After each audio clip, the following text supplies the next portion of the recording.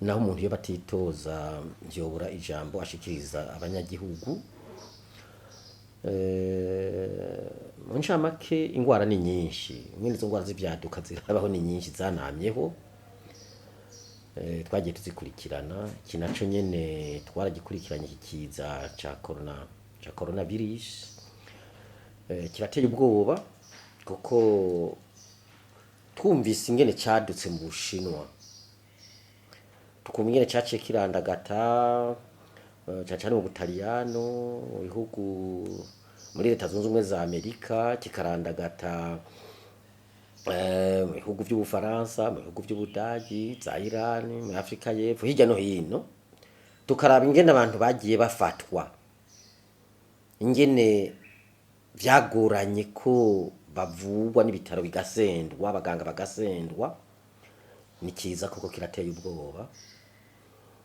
Nivyo muri Afrika carahashitse, ariko ntitwovuga ko vyifashe nkuko vyifashe mu bihugu vy'Ubutaliyano, aho mu kwezi kumwe gusa bavuye ku bantu 21 bari bafashwe babonetse, bagashika bari ku bihumbi birenga 100. Muri Leta Zunze Ubumwe za Amerika bari nko ku bantu 18, bari mu bihumbi 90 birenga, mbere niho basumbya no muri Italia ngira byararenze. Hirya no hino twagiye tuza turabiharura biravye, tuvuge nko muri Afrika y'Epfo mu kwezi kumwe bari bavuye ku muntu umwe baja ku bantu 170. Za Iran bagiye baza bava nko ku bantu 10, ugasanga bari ku bantu 60-70. Nuko ko ari ikintu cihuta, ni kiza cihuta kandi ata muti gifise. Inkurikizi rero nimbi, abantu barapfa. Inkurikizi ya kabiri, bandukanya vyihuta bapfa ku bwinshi. Inkurikizi ya gatatu, abantu urabona mu bihugu vyinshi baciye babagumiza ahantu hamwe, cyo bita confinement. Urumva ubuzima bwo muri confinement buragoye. Izindi ngaruka nko kwitunga y'ivyo bihugu, mbere no kwitunga ry'isi yose, ibibazo ntibibuze bica biboneka ibibazo byinshi, kandi ugasanga n'ingo zirasambura, n'ingo abantu ugasanga bamwe bari hari abandi barinubana, ntawe kiramutse umuntu. Icyo kiza kirakaze gusunanya ngo ibindi biza byose. Rero jewe ico ndi buvuge ndavye ivyo byose, icyo ndi buvuge nuko twohanura abanyagihugu. Twohanura ko bokurikiza ingingo zose zagiye zifatwa n'ubutegetsi zijanye n'isuku, zijanye n'ingene bogerageza gukinga naho bigoye, ariko urumva gukinga vyamaho ikintu cyamaze kumenyekana, kandi baratanze uburyo butari buke. Tugahanura abanyagihugu kandi ngo umuntu azi ko avuye ahantu yibaza yuko hari ingorane yoba yahuye nazo bijanye n'ico kibazo, ntiyinyegeze, ntaje yinyegeza, kuko niyinyegeza azoba amaze umuryango wiwe wose, azoba amaze ababanyi, azoba amaze inshuti n'abagenzi baza kumuraba, azoba yanduje abanyagihugu benshi. Kuko wanduje umwe nawe yanduza uwundi, mubaye batatu bagaca banduza 9 rigaca yanduza kubira n'9 nyene mu mwanya muto, abantu bacarandagasa. Ariko uciye umutima amenye gacugenda uvuti jewe aho mvuye nahikeze, ni mu mpima bakagupima, nturindire kugwara wahikeze. Cyo ni ikintu gihambaye. Kindi no hanura umunyagihugu nuko abantu batogira ubwoba burengeje naho kimeze ukundi bagira ubwenge bwa burengeje, ahubwo bo kwihatira izo mpanuro baraziduhaye nyinshi, nka zimwe baravuga bati ahantu hakanye cyane nivyo uhabo nta kundi wogira, uba nk'ahantu hakanye, ukaba hakanye hariho nk'ahantu rugusanga hakanye cyane, abantu bakaraba akantu bambara nk'umuhogo, ibi by'amamaske sinzi nk'iwacu ko byoshoboka, ariko ndamaze kubona nk'umwe, ariko ntibishemeye cyane. Ariko nk'ababishoboye babikora, baravuga n'ingene wokorora, bakubwira ingene wokorora, aho wokororera kugira ntiwanduza abantu benshi. Bakatubwira ati muze muririnda kuba muri abantu benshi bari hamwe, muze muririnda murabe nk'umwanya uba hagati yawe n'undi muntu.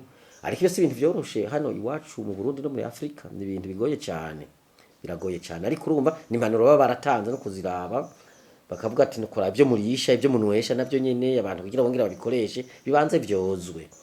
Mugo hari ibyo bavuga usanga bigoye gushira mu ngiro, nkiye bavuga ati ukoze nko telefone, ukoze nko kugitasha, ukoze ku gitabo, ukoze ugiye kuri toilette, ivyo biragoye ko wobyirinda cyane kuko si ibintu vyoroshe.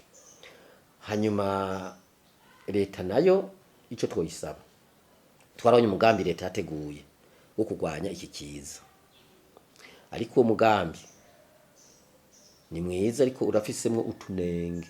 Tuhanura rero kutunenge buducungira hafi akadukosora. Ngakanenge ka mbere kari muri uwo mugambi, ni umugambi kandi utari mutoka, nita bacita mu Gifaransa plan de contingence, narayibonye mu ice bikuru ko birimwo. Uravye ingene izoshirwa mu ngiro, urabona ko ataruhara rw'abahinga canke abo duterera ibikoresho amafaranga barimwo, bamwe baterera nta barimwo, kandi ndazi ko dukenye bo baraba rero bakarya umutima amenyo, nta mwansi abaho iyo magara y'abantu ageramiwe, bakaraba hora badufasha abashoboye kudufasha ngo cyane cyane ngo ibijyanye no kuri iki gukinga ikiza, mu kuronka ibikoresho uburyo n'iki n'abahinga bigashoboka. Icya kabiri nuko twarakurikiye umushikiranganje avuga ati dufise aho basuzumira laboratoire imwe ku rwego rw'igihugu INSP, ariko urumva ari imwe rero n'abantu ubonye ingene bafatwa bakagwara bo bararaba hakiri kare bakarugurura no mu zindi sinovuga mu ntara ko ari batobishobora, ariko nk'umuntu tuvuge nk'Igitega bakashira intuze Igitega, Ngozi, hariya za Rumonge bakashira nk'izindi laboratoire nayo bazitameze ngiyo, ariko urabona abantu bova hariya bo bamaze kwanduza abantu bangana iki gushika Bujumbura, bakaraba na bike byokorerwa hariya bigakorerwa hariya bakabiraba.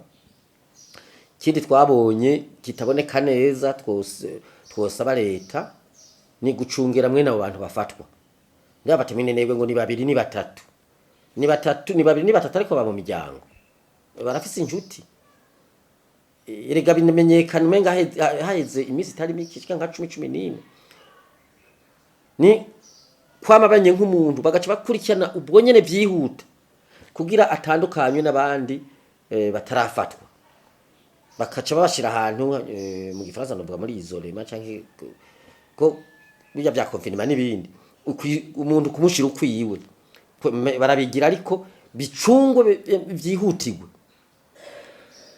Hanyuma rero leta ibandanye ikije mu bushikiranganje bw'amagara y'abantu, ikije korane n'abandi bose nk'amashengero bakorane n'amashirahamwe yigenga cyane cyane ibyo by'agatakazi na muntu bafashe kuza barigisha abantu, kuko abantu dutegerezwa kwigishwa. Ntawo kubwira ngo hariho umuti, nta muti uhari, nta rucanco ruhari, ariko dutegerezwa gufatira muri mu bishoboka dufise dushobora gushikira. Ariko ngasaba rero abantu bamwe basenga nabo nyene baze barasenga, ariko ntibaca bavuga ko ari wo muti wonyene. Gusenga umuntu agasabira Imana agasabira abanyagihugu agasabira n'igihugu ni byiza, ariko nta muntu yoca bifata nk'umuti ngo abantu bace bijajara bicare ngo bavuge bati twumvise ko badusengeye ataco tuzoba. Oya, abantu nibasenga ariko bongera bahanure n'abandi banyagihugu. Hanyuma rero abadufasha nabo urumva twobafasha yuko botuguma hafi, kuko urabona iyo gishitse ahantu inganda ziratikira, badufasha bakatuguma hafi, ntibazorabe imigenderanire dushobora kuba dufitaniye, ari ushobora kudufasha byihuta muri iki cyangwa kiriya tugashobora gukinga, azodufashe azofuma twishyuza mu nyuma, ari uko ariko twakize turiho yaje avuga ati ko bafashe twankana nibahere bose bagende nta kibazo.